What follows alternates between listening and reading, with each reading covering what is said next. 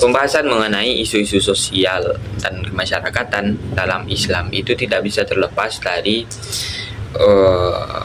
konstruk sosial di mana ajaran Islam itu dijalankan. Seperti halnya di Minangkabau, yang mana sama-sama kita ketahui bahwasanya Minangkabau itu memiliki sistem kekerabatan matrilineal, yang artinya sistem garis keturunan itu diambil dari garis keturunan ibu, dan juga hak waris itu diturunkan dari ibu.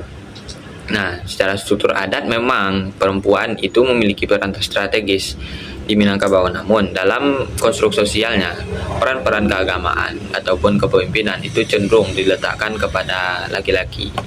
Nah, inilah ketika nantinya perempuan meninggalkan peran-peran sentralnya di dalam konstruk sosial seperti pengelolaan rumah gadang,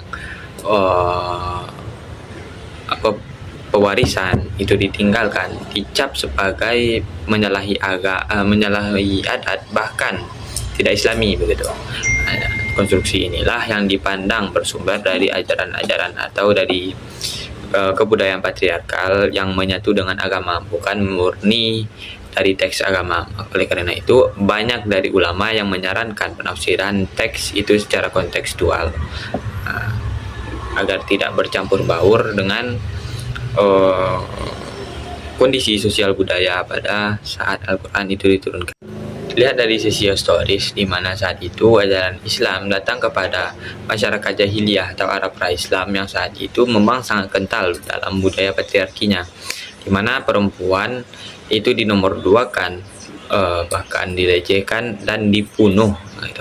Jadi Islam itu datang dengan membawa ajaran kesetaraan, keadilan, bahkan emansipasi bagi wanita, bagi perempuan. Nah, seperti halnya yang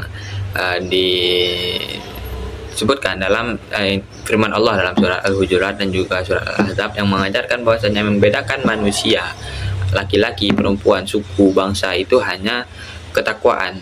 Perbedaan itu adalah sunatullah begitu. Jadi tidak ada yang lebih superior bangsa ini dengan bangsa yang lain gitu. Laki-laki, perempuan, tua, muda itu tidak ada yang lebih superior. Yang membedakan antar manusia itu hanyalah takwanya.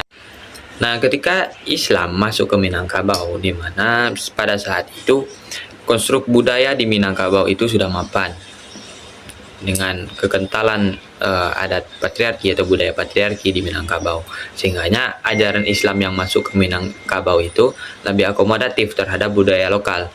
Nah, yang jadi pertanyaannya kini, jika masyarakat Minangkabau hingga saat ini masih menerapkan budaya patriarki, meski masih memiliki pemahaman patriarki gitu, ajaran mengenai mubadalah atau kesetaraan gender itu dapat diterapkan dalam budaya Minangkabau. Mungkin sekian, ini bisa menjadi bahan refleksi bagi teman-teman, bahkan bahan renungan bagi sobat-sobat sekalian gitu. Nah, jadi saya harapkan ada pengkajian yang lebih spesifik mengenai bagaimana jika prinsip mubadalah dalam Islam itu diterapkan dalam masyarakat Minangkabau yang cenderung patriarki. Sekian dari saya Nabil Makarim. Assalamualaikum warahmatullahi wabarakatuh.